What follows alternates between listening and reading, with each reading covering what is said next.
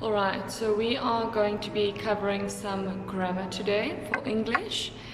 And remember, this is still from chapter 8. We are busy with chapter 8 in English.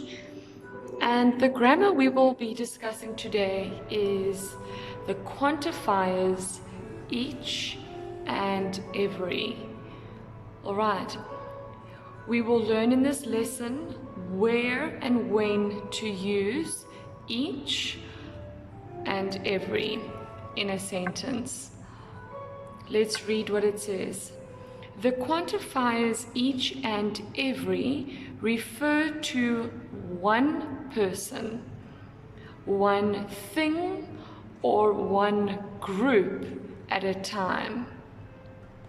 They are used with singular meaning one, and countable nouns. Now, I don't know if you remember, but in the beginning of the year, we did countable nouns. So, let's recap on what countable nouns are.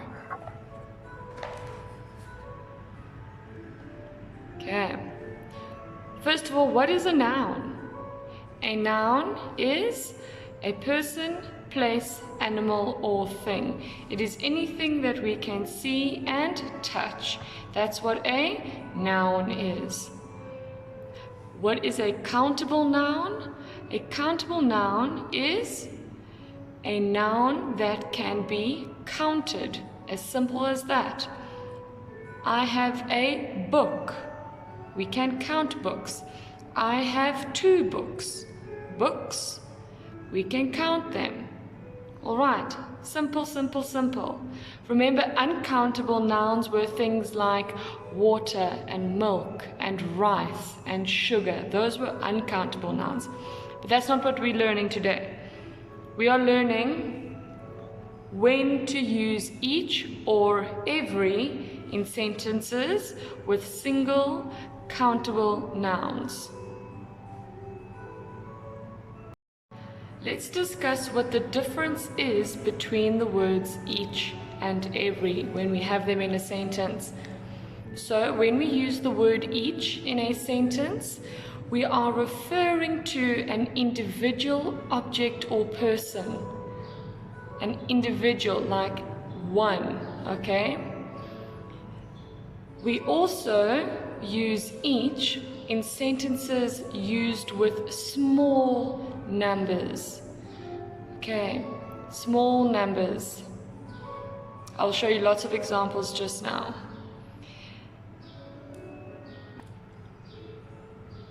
Often we will find in sentences with each, the word of is right next to it. Each of those books are wrapped in plastic. Okay, so each of, you often find those next to each other. Then every, we use every in a sentence where they refer to a group of objects or people put together in one. Okay, so it's a group of objects or people, but it is counted as one, like one group. Every is also used in sentences used with large numbers. Alright? And when we use the word every in sentences, it can also mean all. Every child in my class is special. Okay? Can also be called all. Let's look at some examples. So the first one, let's read. Side of the square is the same. Is it each side of the square is the same, or every side of the square is the same? Now we need to think back to our rules. Remember, each is used with small numbers. Every is used with large numbers. How many sides does a square have? 4. So that would be a small number. Therefore, we would say each side of the square is the same. Alright, the next example. Whose seat in the theater was taken? Do we use each or do we use every? Each seat in the theater was taken. Saying that, it sounds like there are a really small amount of seats. If we say every seat in the theater was taken, we would know that there are many seats in there because every is used with large numbers. And remember, I said every also means all. So all the seats in the theater were taken. The next one, Jim plays soccer Thursday morning. Could I say Jim plays soccer each Thursday morning? Jim plays soccer every Thursday morning. Every also tells us how often something happens. And the last example, let's read. The book is divided into 5 parts, and of these parts has 3 sections. Okay, let's first have a look because I see they mention numbers. Is that a big number or a small number? 5 is a small number. We need to remember that we use each when we speak about small numbers. So let's see if it sounds right using each. The book is divided into 5 parts, and each of these parts has 3 sections. It sounds good. Each. And we are correct in saying each because we use each with small numbers. Looking back into our textbook, I want to read through these examples, and then I will do 1 or 2 with you, and then you can do the rest on your own. Okay. Each girl was given a gift. Each house has a car parked at the front door.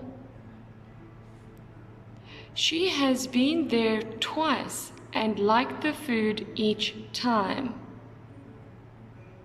Can you see how each can be used at the beginning of a sentence and towards the end of a sentence? Katie has read every book in the library. Can you see that there are many, because there are many books in a library. That's why we wrote every. Every child in the school has passed the test. There are many children in a school, that's why we use the word every. Every player in the team received an award. Okay, there are many players in the team. If it was a small team of 2 players, we would say each player in the team received an award. But this must be a big team. Fill in the blanks with each or every. Remember what I told you about each? Very often, the word of is used after Let's have a look. Who of the brothers can play an instrument? Brothers. I don't think there is many brothers. So we would say each. Does it make sense if we say every of the brothers can play an instrument? No. Let's do one more. Who student in this class has to complete the project? Each student in this class has to complete the project? Every student in this class has to complete the project. Every. Saying all students in this class have to or has to complete the project. I will leave the rest for you to do for homework. I just wanted to show you, please, I want you all to remember, if you are filling in these blanks and the first word is the word that you have to fill in, remember to make your first letter a capital letter. Just because you're filling in blanks doesn't mean that you need to forget about punctuation. You still need to remember punctuation, please. It's still important. And like I've shown you here, if you are filling in a word in the middle of a sentence, it needs to be lowercase.